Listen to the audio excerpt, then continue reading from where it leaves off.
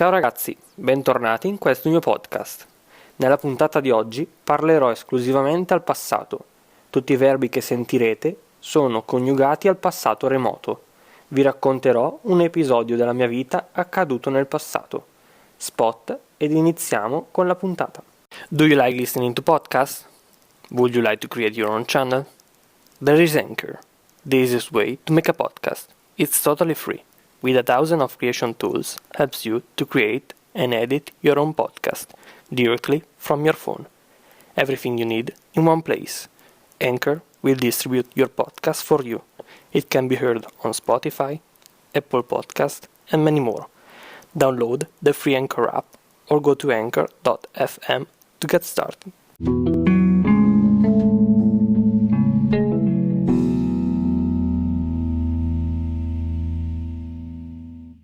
Era il 2015, avevo appena finito le scuole superiori. Come regalo di fine scuola, i miei genitori mi regalarono una bella vacanza a Parigi. Tutto questo avveniva nel mese di agosto. Era il 27 agosto 2015. Partii dall'aeroporto di Milano alle ore 9 di mattina.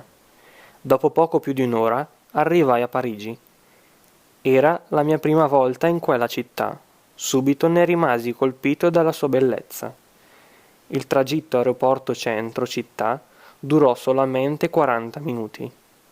Una volta arrivato alla stazione, mi diressi verso il mio Airbnb, situato vicino alla bellissima e maestosa cattedrale di Notre Dame, Nostra Signora in italiano. La casa che avevo scelto era piccolina ma graziosa, con tutti i comfort necessari per poterci vivere tranquillamente. Una volta sistemato la valigia, mi diressi verso il centro città, per ammirare la maestosità della Tour Eiffel, principale attrazione turistica di Parigi. Una torre di metallo alta più di 300 metri. C'era una coda lunghissima all'entrata, bisognava aspettare per più di 2 ore per poterci salire. Decisi di prenotare la salita alla torre per il giorno seguente. Si era fatta ormai sera, avevo fame. Decisi di andare a mangiare qualcosa di tipico in un bellissimo bistrò vicino al mio appartamento. La Francia è famosa per i suoi bistrò, si mangia benissimo in quei posti.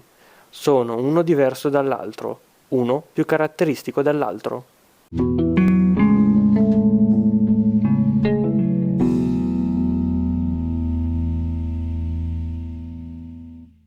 Giorno 2. Mi svegliai presto la mattina. Andai in un tipico bar francese vicino a casa. Feci una buonissima colazione. La Francia è molto famosa per la sua pasticceria. Le loro torte e pasticcini sono la fine del mondo. Bevvi un buonissimo cappuccio e mangiai un cornetto al cioccolato appena sfornato. Ancora caldo. Era la fine del mondo. Talmente buono che lo ricordo ancora oggi. Finita la colazione, mi diressi per l'ennesima volta alla Tour Eiffel, per poter finalmente salire. Salii su questo grandissimo ascensore che mi portò fino alla cima. Era magnifico. Si poteva ammirare tutta Parigi dall'alto. Fu una bellissima esperienza. Consiglio a tutti di farla una volta nella vita. Nel pomeriggio andai a visitare il più famoso e celebre museo di Francia, il Louvre, situato non lontano dalla Tour Eiffel. La struttura di questo museo mi colpì moltissimo. È una piramide di vetro enorme, maestosa, dove l'entrata è situata sotto di essa. Il museo si espande sottoterra. Per visitare tutto nei minimi dettagli, credo ci voglia più di un giorno.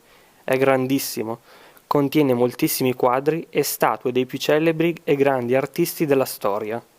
Il quadro più famoso presente è quello della Gioconda, contenuto in un'apposita teca di vetro, la quale è sorvegliata 24 ore su 24 da una guardia, che impedisce alle persone di avvicinarsi.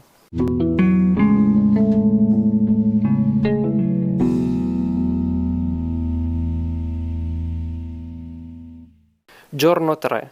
Era il 29 agosto 2015, il mio 19° compleanno. Per festeggiarlo nei migliori dei modi, decisi di andare al famosissimo parco divertimenti Disneyland, poco fuori Parigi. raggiungibile in circa 45 minuti tramite treno. Arrivai, erano le 9 del mattino. Il parco era ancora chiuso. Vidi una fila interminabile di persone, tutti che aspettavano l'apertura del parco, prevista per le ore 10. Entrai. Era bellissimo, una città completamente ricostruita a tema Disney. Tutti questi posti ricreati e i vari personaggi Disney presenti in giro per il parco mi fecero ricordare la mia infanzia. Fu un'esperienza bellissima, indescrivibile, piena di ricordi. Passammo tutta la giornata a girare in lungo e in largo il parco. Arrivata sera, dopo cena, verso le ore 11, iniziò lo spettacolo più atteso di tutto il giorno. Consisteva in uno spettacolo pirotecnico, con le fontane che facevano giochi d'acqua a ritmo di musica. Tutto ciò avveniva all'iconico castello di Disney, per intenderci quello che si vede ad inizio di ogni film.